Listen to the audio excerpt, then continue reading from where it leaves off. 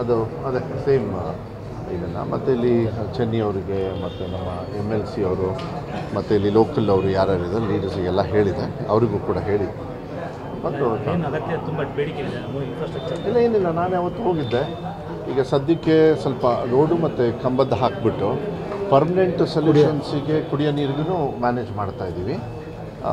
ಸ್ವಲ್ಪ ಒಂದು 5-10 ದಿವಸ ಹೆಚ್ಚು ಕಮ್ಮಿ ಕೆಲಸ ಆಗ್ಬೋದು, ಅವರೆಲ್ಲ ಹೋಗಿ ಸೆಟ್ಲ್ ಆಗೋಷ್ಟಿಗೆ ಸರಿ ಆಗ್ತದೆ. But permanent source ಬೇಕಲ್ಲಿಗೆ.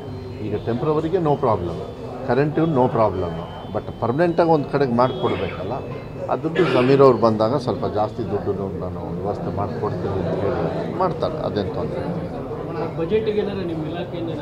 ನಾನು ಅವತ್ತು ಹೇಳಿದ್ದಲ್ಲ, ನಾನು ಸುಮಾರಷ್ಟು ಹೊಸ ಕಾರ್ಯಕ್ರಮಗಳನ್ನು ಕಲಿಕೆಗೆ ಸ್ವಲ್ಪ ಒತ್ತನ್ನು ಕೊಡ್ತಾಯಿದ್ವಿ. ಯಾಕಂದರೆ ಟೀಚರ್ಸ್ನು ರಿಕ್ರೂಟ್ಮೆಂಟು ಮಾಡಬೇಕು, ಮುಂಚೆನೂ ಮಾಡಿದ್ವಿ, ಅದಾದಮೇಲೆ ಇನ್ನೂ ಜಾಸ್ತಿ ಮಾಡಬೇಕು ನಾವು ರಿಕ್ರೂಟ್ಮೆಂಟು. ಮತ್ತು ಬೈಲಿಂಗ್ವಲ್ ಸ್ಕೂಲ್ಸು ಮತ್ತು LKG UKG ಮತ್ತು ಕಲಿಕೆಗೆ ಸ್ವಲ್ಪ ಒತ್ತನ್ನು ಕೊಡ್ತಕ್ಕಂಥದ್ದು, ಸ್ವಲ್ಪ ಪ್ಲ್ಯಾನಿಂಗ್ ಅವರಿಗೆ ಹೇಳ್ಕೊಡ್ತಕ್ಕಂಥ ನೀತಿ ಏನಿದೆ ಅದಕ್ಕೆ ಭಾಳ ಇನಿಷಿಯೇಟಿವ್ಸ್ನ primary school, middle school, high school ಮತ್ತು PUC ಅಂತ ಬೇರೆ ಬೇರೆ ಹಂತದಲ್ಲಿ ನಾವು ಮಾಡ್ತಾಯಿದ್ದೀವಿ. ಆಮೇಲೆ ಸ್ಕಿಲ್ಲೆಡ್ ಸ್ಕೂಲ್ ಅಂಥೇಳಿ ಸ್ಟಾರ್ಟ್ ಮಾಡ್ತಾಯಿದ್ದೀವಿ. ಸ್ಕಿಲ್ಲೆಡ್ ಸ್ಕೂಲ್ ಅಂದರೆ ಅವರಿಗೆ ಸ್ವಲ್ಪ ಕೌಶಲಾಭಿವೃದ್ಧಿ ಇದನ್ನು ಕೂಡ ಸ್ವಲ್ಪ ಬರಬೇಕು, ಸ್ಕಿಲ್ಸ್ ಬಗ್ಗೆ ಎಲ್ಲ ಸ್ವಲ್ಪ ತರಬೇತಿ ಸಿಗಲಿ ಅಂಥೇಳಿ ಅದನ್ನು ಕೂಡ ನಾವು ಮಾಡ್ತೀವಿ. ಮೇಯ್ನ್ಲಿ ನನಗೆ ಬೇಕಾಗಿರೋದು ಟೀಚರ್ ರಿಕ್ರೂಟ್ಮೆಂಟಿಗೆ ರೂಮ್ಸು, ಇವೆರಡಕ್ಕೆ ಜಾಸ್ತಿ ಅನುದಾನ ಕೊರತೆ ಕಾಣಿಸುತ್ತೆ. ಯಾಕೆಂದರೆ ಅದು ಹಿಂದೆಯಿಂದ ಇಷ್ಟು ವರ್ಷ ಕೊರತೆ ಕೊಟ್ಟು ಬಂದುಬಿಟ್ಟಿದ್ದಾರೆ. ಸೊ ಅದನ್ನು ಮೇಲ್ದರ್ಜೆಗೆ ತರಬೇಕಂದ್ರೆ ಎವ್ರಿ ಇಯರು ಯಾರು ರಿಟೈರ್ಡ್ ಆಗ್ತಾರೆ ಅದ್ರ ಜೊತೆಗೆ ಇನ್ನೊಂದು ಸ್ವಲ್ಪ ಎಕ್ಸ್ಟ್ರಾ ಜನರು ಸಿಕ್ಕರೆ ಅದನ್ನು ಇನ್ನೊಂದು 5-6 ದಿವಸದೊಳಗೆ ಪೂರ್ಣ ಮಾಡ್ತಕ್ಕಂಥ ಕೆಲಸವನ್ನು ಆಗ್ತದೆ. ಮತ್ತು ಕಲ್ಯಾಣ ಕರ್ನಾಟಕ ಭಾಗದಲ್ಲಿ ಸುಮಾರು 80% ಎಲ್ಲ ಟೀಚರ್ಸ್ನ ರಿಕ್ರೂಟ್ಮೆಂಟ್ ಮಾಡೋದಕ್ಕೆ ಆಗಲೇ ಪರ್ಮಿಷನ್ ಸಿಕ್ಕಿದೆ.